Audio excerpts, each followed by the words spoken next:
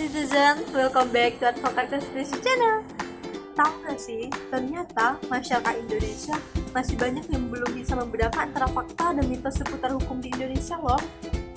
Bahkan tak jarang dari mereka masih ada yang salah memahami sebuah aturan dan cenderung menggunakan mitos ketimbang fakta hukum loh.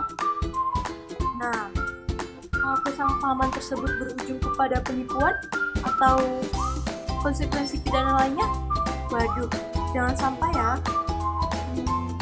Lalu apa saja fakta dan mitos seputar hukum di Indonesia?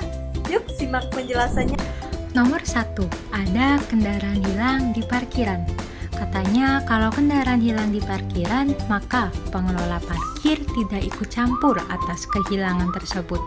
Tentu saja itu adalah mitos. Karena pada faktanya pengelola parkir wajib untuk bertanggung jawab. Hal ini sesuai dengan putusan Mahkamah Agung nomor 3415 PDT 1985, di mana Majelis Hakim berpendapat bahwa parkiran merupakan sebuah perjanjian penitipan barang. Oleh karena itu, ketika ada kendaraan hilang di parkiran, maka sudah seharusnya menjadi tanggung jawab dari pengelola parkiran. 2. Pesangon bagi karyawan yang resign. Masih banyak yang berpikir ketika seorang karyawan mengundurkan diri dari pekerjaannya, mereka tetap akan menerima pesangon. Padahal hal itu tidak benar alias mitos. Karyawan yang resign tidak akan mendapatkan pesangon.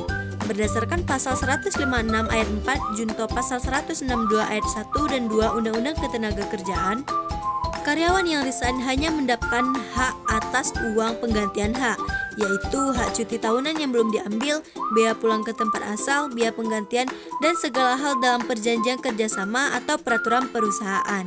Ayo, siapa nih yang masih berpikir akan mendapatkan pesangon saat resign?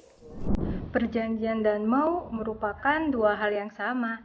Itu adalah mitos loh, karena pada faktanya mereka adalah dua hal yang sangat berbeda, di mana mau adalah sebuah perjanjian pendahuluan yang dibuat sebelum perjanjiannya lebih rinci. Hal ini berdasarkan dengan pasal 1313 junto 1320 KUHP. Sedangkan perjanjian merupakan suatu peristiwa di mana salah satu pihak berjanji kepada pihak lainnya atau kedua belah pihak saling berjanji untuk melaksanakan suatu hal berdasarkan dengan perjanjian tersebut yang lebih rinci.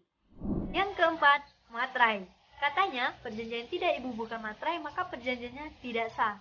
Kira-kira fakta atau mitos ya? Ternyata hal itu adalah mitos. Fungsi atau hakikat utama bea materai adalah pajak dokumen yang dibebankan oleh negara untuk dokumen-dokumen tertentu, salah satunya perjanjian. Jadi, perjanjian yang tidak dibubuhkan materai tidak membuat pernyataan atau perjanjian tersebut menjadi tidak sah. Namun, jika bermaksud menjadikan perjanjian itu sebagai alat bukti di pengadilan, harus dilunasi bea materai yang terutang. Dalam pasal 1 ayat 1 junto pasal 2 ayat 1 Undang-Undang Nomor 13 tahun 1985 menyatakan bahwa fungsi utama materai sebagai pajak dokumen. Materai berlaku sebagai bentuk perjanjian bila perkara utang dan piutang diajukan ke pengadilan untuk dijadikan barang bukti. Nah, jangan sampai salah kira lagi ya. Lalu nomor 5 ada hukuman seumur hidup. Banyak yang mengatakan bahwa hukuman seumur hidup itu sesuai dengan umur terpidana pada saat itu.